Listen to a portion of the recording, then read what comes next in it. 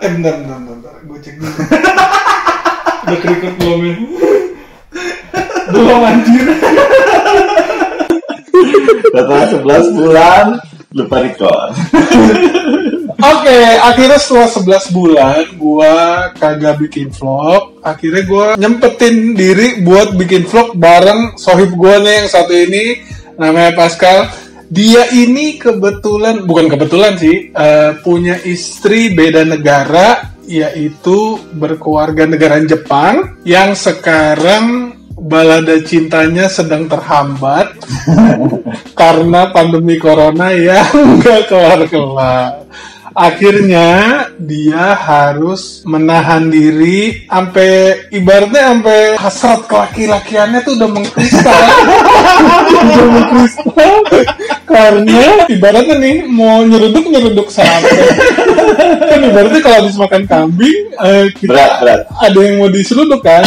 Nah, di sini gue sekaligus pengen edukasi buat kalian yang punya plan ke Jepang. Kebetulan dia baru dapat visa yang kalau menurut gue ya sangat ekspres dikeluarkan oleh Dutaan Besar Jepang di Indonesia karena hanya makan waktu 3-4 hari ya. Oke, sekarang yang gue pengen tanyain ke lu itu apa sih efek hubungan antara Indonesia dan Jepang selama pandemi ini sebelum kita masuk ke masalah visa itu ya, maksudnya Antara dua negara. Iya, antara dua negara itu gimana gitu selama pandemi ini? Ya, kalau berdasarkan selain berita yang kita lihat di TV dan di media sosial, memang sih Jepang sedikit merasa bahwa Indonesia ini telat ya dalam penanganannya, sama sepertinya masih terlalu dianggap main-main gitu loh. Jadi makanya kita semua tahu sampai sekarang pun Indonesia salah satu yang masih diblok atau tidak boleh datang ke negara Jepang karena ya masih belum dirasa proper gitu dalam penanganannya, entah karena orang-orangnya yang belum sadar atau kurang disiplin sehingga bukan hanya Jepang, tapi negara lain juga merasa kok kayaknya belum saatnya dibuka gitu pintunya. Itu sih. Gimana lu menjaga komunikasi antara lu dan bini lu, karena kan lu terpisah dua negara. Ini negaranya bukan terpisah antara Jawa sama Sumatera doang atau Jawa sama Papua. Ini Jawa sama tuh, hitung aja ada berapa negara tuh, Singapura, Malaysia, Thailand, Kamboja, sampai Jepang. Dan Jepang itu juga udah bukan mainland Asia juga, udah misah sendiri gitu. Ketemu sama istri sama anak itu di bulan Januari. Terakhir itu tanggal 10 Januari 2020. Jadi kemarin tahun lalu dari Desember ngabisin Natal, tahun baru di Jepang. Itu masih belum terlalu wow atau terlalu hebat berita soal corona kan. Nah, itu masih di China. Nah, begitu pulang baru deh tuh corona mulai rame tuh, baik di Jepang atau di Korea, semuanya baru mulai rame kan. Meskipun kita tahu Jepang sampai bulan Maret, April awal nggak salah masih terima turis untuk masuk. Nah, tadinya mau jemput istri kan bulan April. Pertengahan gitu, memang udah schedule-nya bulan April itu mau jemput mereka, istri dan anak ke Indonesia, tapi pas mau jemput langsung lockdown. Pertanyaan berikutnya itu, selama pandemi ini nih susah nggak sih visa atau izin tinggal untuk masuk ke Jepang gitu? Kenapa lu mutusinnya baru sekarang atau ada hambatan selain Indonesia di ban juga ya? Selain Indonesia di ban juga memang virusnya kan lagi hot-hotnya gitu loh, dari April sampai ke Agustus kemarin tuh lagi hot-hotnya. Jadi ya better saya juga nyari aman juga. Buat anak lu juga ya? Buat istri sama anak, karena di sana ada mertua juga kan. Jadi ya udah tahan dulu aja. Toh juga memang incarnya itu di November yang ulang tahun, di mana ulang tahun anak saya yang kedua, lalu Desember bisa Natalan juga. Jadi tahan tapi setoran bulanan tetap maju gitu. Jadi ya gitu. Sekarang gimana sih ceritanya lu bisa dapat visa secepat itu gitu? Thanks God sih kemarin proses visa cukup cepat banget, karena pada dasarnya info yang mereka sampaikan itu dokumen saya itu ketika mereka terima, mereka cek itu dikirim ke Jepang. Jadi di website pun sudah dimention bahwa ini akan memakan waktu jauh lebih lama daripada biasa. Oh, jadi nggak diproses di sini? Nggak, jadi benar-benar harus lebih detail lah mungkin. Itu gitu. Kenapa embassy Jepang di sini tutup atau gimana? Embassy nggak mungkin tutup. Embassy pasti Enggak, maksudnya bukan tutup, tapi pengurangan jam kerja atau gimana, aktivitas gimana? Nggak tahu juga loh. Nggak, kalau itu nggak tahu detail segitu ya. Cuman di website resminya juga sudah di-mention kalau ini akan memakan waktu lebih lama. Ya itu dia, karena ada beberapa persyaratan yang lebih detail daripada biasanya. Pokoknya kita tahu kan ada paling yang biasa itu seperti KTP, paspor kita, jadwal perjalanan, rekening tabungan. Nah ini ada lagi tambahan lainnya yang mereka perlu untuk cross check gitu loh, dan itu ya kembali ke pusat untuk boleh nih udah izinin gitu loh, seperti itu. Makanya itu juga nggak semena-mena telepon datang. Jadi kemarin itu kita baik apa sih maksudnya, interviewnya segala macam? nggak ada interview sih, nggak ada interview. Cuman kemarin itu di bulan Agustus kalau nggak salah sudah mulai teleponan ke embassy, kedutaan besar Jepang.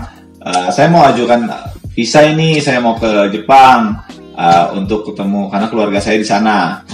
Terus akhirnya dari pihak embassy, kapan? Urgent nggak? Bilangnya seperti itu. Ternyata saya sampaikan di November. Oh, kalau November nanti aja Pak, di bulan Oktober telepon lagi. Mungkin nanti ada kebijakan baru. Kalau yang sekarang ini, yaitu dari Agustus, mereka mendahulukan yang jauh lebih urgent lagi, seperti misalnya mungkin kerja atau orang tua sakit atau bagaimana. Nah kalau yang di sekarang ini kan baru businessman yang dibuka kan. Iya. Jadi lebih diperingan untuk businessman sekarang untuk kesana, sama pelajar kalau nggak salah. Jadi kemarin setelah teleponan itu akhirnya ya sambil menunggu bulan Oktober ya mulai siap-siapin data gitu, disiapin ini. Oktober telepon lagi kemarin awal Oktober. Pas saya mau ajukan visa buat ke Jepang. Bulan kapan? November. Ya udah. Dia minta yaudah siapkan datanya. Itu udah nentuin tanggal atau tanggal keberangkatan atau tanggalnya minta dua alternatif karena kan pesawat itu. Sorry nih ngopi dulu. Boleh juga enak aja ya. Terus. Jadi karena kan kalau ke Jepang itu kita transit antara di Narita, Haneda, atau Kansai. Nah, karena ini pesawat yang masih mondar-mandir Jepang itu adalah airlines Jepang antara JAL atau ANA. Itu mau nggak mau di Narita atau Haneda untuk transitnya. Nah kalau di Narita atau Haneda kan notabene harus karantina tapi sendirian. Nah makanya kalau saya bisa di Kansai itu setidaknya sudah di Osaka. Nah bagaimana caranya nanti istri saya akan jemput. Kalau dijemput itu boleh karena kan semua yang dari luar Jepang masuk itu tidak boleh naik kendaraan umum. Bolehnya hanya dijemput sama keluarga atau kalau orang Jepang boleh? Sama sekali nggak boleh. Apalagi orang asing. Jadi yang bolehnya itu hanya dijemput keluarga pakai kendaraan pribadi atau dia sewa hotel yang sudah menyediakan transport di situ. Ya tapi kan berarti kita harus rent fasilitas itu dari hotelnya kan? Iya harus bayar lagi. Yang informasi free-nya itu hanya tes PCR lagi di sana. Harus tes PCR juga. Ya jadi nanti harus tes PCR di sini sampai sana di tes PCR lagi seperti itu. Nah kenapa kasih 2 tanggal? Harus sebut tanggal. Jadi saya kasih kemarin 2 tanggal antara di tanggal 13 dan tanggal 24 karena kalau misalkan 24 itu saya berarti bisa di Kansai langsung direct Kansai, tidak pakai di Narita atau Haneda. Tapi kalau misalkan ternyata airlines yang ke Kansai langsung nggak ada, Saya pilih 13 karena supaya karantina saya sendiri itu selesai sebelum ulang tahun anak saya yang adalah tanggal 27 November. Jadi pas ulang tahun udah ketemu gitu loh. Tapi karena ini dapat aja. Kalau menurut gue ya, maksudnya semua yang menggerakkan dia ini, kalau menurut gue, apalagi sih kalau bukan anak, bener nggak? Bener banget. Itu udah kangen banget sama anak. Ya, istri juga ya. Istri juga kan istri orang lain. Istri kan orang lain. Kalau anak kan hasil berbuat berdua. Ibaratnya begitu. Pertanyaan terakhir ya. Apa pesan-pesan lu buat orang Indonesia nih yang lagi pada nonton yang mau siapan ke Jepang untuk tamasya, staycation for long time kayak lu, mulai dari visa, penjagaan kesehatan segala macamnya. Yang pasti sih bukan guruin ya teman-teman ya, karena saya juga masih belajar. Kenapa visa saya itu bisa sampai di approve? Ya salah satunya karena istri saya orang asli sana. Harus itu mungkin salah satu yang buat mempercepat juga. Kalau kita orang nggak punya hubungan relation apa di sana mungkin agak lebih sulit deh. Karena kalau misalkan kita tidak punya relation kayak gitu, ada satu dokumen yang diminta itu COE, Certificate of Eligibility, itu kelayakan untuk tinggal di Jepang. Saya belum punya karena saya kemarin belum proses ya kan. Nanti sampai di Jepang saya mau proses itu bikin. Nah itu baru kita bisa punya KTP Zerio card-nya kalau punya itu. Nah kemarin itu salah satu syaratnya COE baru boleh datang. Tapi karena saya sudah via telepon, saya nggak punya COE, tapi saya punya keluarga di sana, mau jenguk istri sama anak, yang ya mereka sehat-sehat aja ya, thanks God ya. Jenguk karena saya kangen sama mereka ya sebagai seorang papa dan sebagai seorang suami. Keterangan dari istri saya, baik itu surat garansi fisik tuh. Iya, ditulis tangan. Iya, terus difoto, scan-scanan nggak apa-apa. Oh, scan-scanan nggak apa-apa. Iya, scan-scan nggak apa-apa. Nanti kita print. Saya telepon, yang penting ada jelas kanjinya terbaca, karena nanti baca orang Jepangnya juga langsung di sini. Jadi surat garansi, surat nikah yang dari Jepang juga, Jumingyo sama satu lagi itu. Jumingyo itu apa? Ada pokoknya surat nikah dan surat keterangan tinggal. Saya lupa nama bahasanya ini tiba-tiba. Surat alasan dari istri saya. Kenapa saya harus ke Jepang itu dalam bahasa Jepang. Saya juga lampirkan surat nikah kita yang resmi di Indonesia juga. Lampirkan dan semua persyaratan reguler biasanya. Terus ada juga satu lagi surat keterangan yang menyatakan bahwa kita selama setahun ini kemana aja. Kalau misalnya kita nggak kemana-mana di Indonesia, ya kita tulis hanya Indonesia. Lalu nanti sebelum berangkat juga kita diwajibkan PCR yang bisa cepat hasilnya. Karena begitu result PCR itu keluar, dari jam keluar itu kita dikasih waktu 72 jam sudah harus terbang. 72 jam keluar dari Indonesia. Lu rencananya PCR di bandara atau gimana? Oh, di bandara kan hanya ada rapid test. Oh, jadi mau nggak mau nanti cari PCR di dalam kota yang bisa keluar 12 jam. Nah, begitu keluar maksimal 72 jam itu sudah harus keluar dari Indonesia. Ini tuh di luar itu loh ya, di luar tiket, di luar visa loh ya, kawan-kawan. Iya. Itu biaya sendiri loh PCR. Kalau Jepang bayarin nama negara Jepang PCR-nya karena wajib yang masuk. Tapi kalau PCR kita harus bayar. Ya kan beda negara. Ya lu tahu negara kita kayak apa. Oke, jadi dari persyaratan itu sebenarnya sih sekarang itu hanya dikasih yang punya COE, ya Certificate of Eligibility. Kan saya nggak punya, tapi karena istri saya tulis alasan kenapa saya harus ke sana dalam bahasa Jepang dan semua persyaratannya lengkap, yaitu salah satu faktor diterimanya. Tulis tangan lo ya, ingat lo ya. Tulis tangan itu di foto saya print di sini. Lalu kalau untuk turis sendiri kabarnya kan akan dibuka itu di bulan April.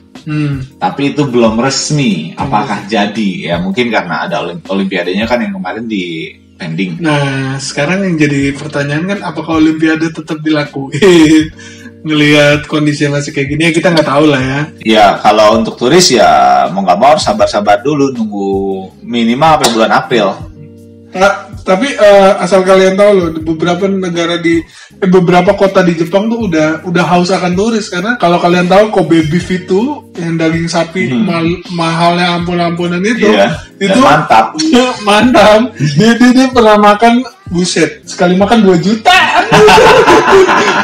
Bakal jadi tokai doang. Sampai Kobe beef itu karena nggak ada turis, akhirnya restoran-restoran itu donasiin buat anak sekolah. Karena stoknya kebanyakan, turisnya ada. Akhirnya dibagi secara free ke anak-anak SD SMP gitu buat makan siang. Mantap itu. Mantap. Ya nggak semua daerah sih, maksudnya di daerah Kobe aja. Tangan turis sangat tangan mereka, karena memang pendapatan terbesarnya kan dari turis juga kan. Iya, salah satu devisa negara terbesar ya dari turis. Sama lah kayak negara kita. Karena pada dasarnya di sana itu sudah mulai beraktivitas dengan cukup normal. Tapi karena dasarnya kehidupan di sana itu cukup disiplin. Sebelum pandemi atau sesudah pandemi juga, Jepang emang negaranya tertib karena punishment-nya jelas. Iya. Itunya jelas. Di Shinsaibashi Street itu puntung rokok di mana-mana itu. Iya. Kalau menurut gua, ya itu kalau nggak turis Indonesia, India, China, apalagi. Iya kan, ibaratnya gitu kan. Korsel nggak mungkin lah mirip-mirip lah sama kita. Korut juga ya mau Nggak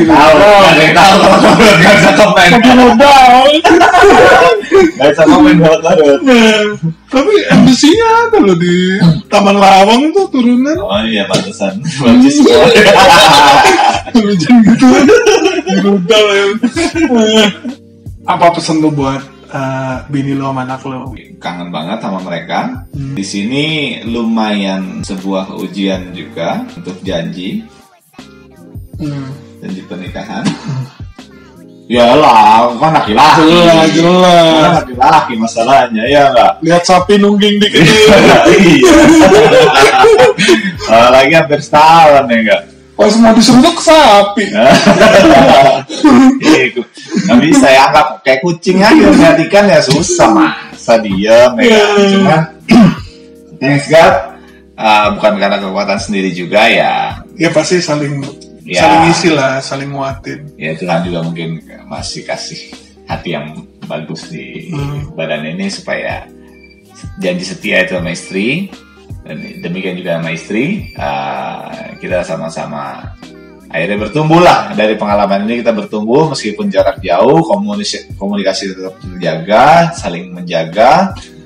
Meskipun ada perbedaan pendapat atau berselisih paham, tetap pikiran kita ya keluarga kita harus jadi orang tua yang bisa ngasih teladan sama anak.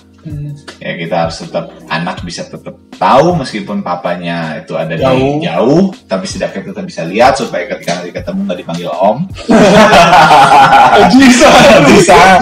Aduh kan berat gitu. Jadi ya di video call pun kita bercanda-bercanda, ketawa-ketawa. Anak juga bisa ngerespon gitu loh ketika lagi dibercandain, dia respon. Jadi dia bisa ingat muka ini meskipun sebesar handphone ya. Nah yang jadi pertanyaan gue, lu ngomong sama anak lu bahasa Indonesia atau bahasa Jepang? Wah itu harus dikutip sebenarnya. Cuman ya kayak masih anak umur di bawah 2 tahun ya, baru bisa ngomong papa, mama gitu. Kemarin baru ngomong papa, mama sih. Ya karena keseharian sama mamanya yang orang asli Jepang ya pasti dia ngomongin buat bahasa Jepang kan. Ya meskipun gue ngomong bahasa Indonesia juga kan toh belum segitu ngertinya. Tapi kan kalau tiap hari akan terlatih juga lama-lama. Iya. Ya karena dia pasti bahasa ibu harus nomor 1, bahasa papa juga sebagai tambahan, bahasa Inggris. Iya, mudah-mudahan ya, karena orang Jepang kan rendah sekali tingkat yang bisa bahasa Inggris. Walaupun sekarang generasi mudanya udah mulai bisa ngomong bahasa Inggris. Tapi kendalanya kan mereka nggak punya generasi muda, generasi tua semua. Iya. Mungkin segitu aja. Kebetulan sohib gue ini lagi muter otak juga. Intinya ini keluarga berkumpul lah gitu. Nggak tahu di Jepang atau di Indonesia, kita nggak tahu takdirnya bawa kemana. Gue itu urusan dia lah ya, mau kayak gimana. Yang penting kita doain yang terbaik. Mudah-mudahan kalian semua yang dengerin ini bisa dapat sedikit insight. Tapi turis yang sekali datang buang duit aja nggak diterima orang Indonesia. Sebenarnya sih nggak semua teman-teman yang nonton di sini hidupnya nggak disiplin. Ya mungkin sebagian besar disiplin, cuman ya gitu, gara-gara satu tes tinta rusak susu sebelahnya. Ya ibaratnya gitulah. Gue sama dia juga nggak mau ngomong bahwa semua orang Indonesia itu begitu, tapi karena orang Indonesia banyak jumlahnya, banget, 270 juta, jadi kayak apa ya, kayak langsung digeneralisir lah yang namanya negara. Ibaratnya Jepang bisa ngomong negara-negara gue, terserah gue. Iya. Iya, gue gak mau terima lagi. Iya, ibaratnya gitu. Tapi ingat, Jepang punya banyak investasi di sini, jadi nggak mungkin. Iya, pasti. Lain kemarin baru datang kan Perdana Menterinya. Iya, Perdana Menteri barunya pengganti Shinzo Abe ya. Iya. Oke deh, mudah-mudahan kalian semua yang nonton bisa dapat pencerahan. Bagi kalian yang mau kawin sama orang Jepang, entah sama cowok Jepang atau cewek Jepang, atau kalian yang ingin turis berwisata ke sana atau bahkan bekerja atau studi, mudah-mudahan kalian bisa dapat dari teman gue ini. Dan gue selalu, ya kita lah ya sebagai penonton juga selalu mendoakan yang terbaik buat dia, istri dan anaknya, semoga selalu diberikan kesehatan dan urusan rumah tangga. Amin, amin. Tapi tetap berantem tiap hari kan. Siang pendapat nggak apa-apa. It's okay itu. Sampai di sini dulu. Akhirnya gue bikin video juga setelah sebulan nggak bikin video karena ya satu dan lain hal lah ya yang nggak bisa gue sebut di sini. Sampai ketemu di next video. Oh iya. Dia juga punya channel. Hampir gue lupa. Dia punya channel apa nama channel lo? Pascal Misnan. Pascalnya pakai C. Bisa tuh jadi tagline lo. Pascal Misnan. Pascalnya pakai C gitu. Pascalnya pakai C. Iya. Nah, kalian bisa cek kehidupan dia, perkawinan beda negara. Kalau kalian dan kehidupan sehari-hari yang ada, silakan subscribe di channel dia. Nanti gue taruh link di deskripsi di bawah ya. Ya, mantap. Oh iya, nanti juga begitu sampai Jepang itu akan ada vlog-vlog perjalanan dari sampai Jepang, keluar dari bandara gimana, karantinanya seperti apa, terus kehidupan di sana itu seperti apa saat ini. Nanti akan diupdate terus di channel gua. Oke. Oke, cek.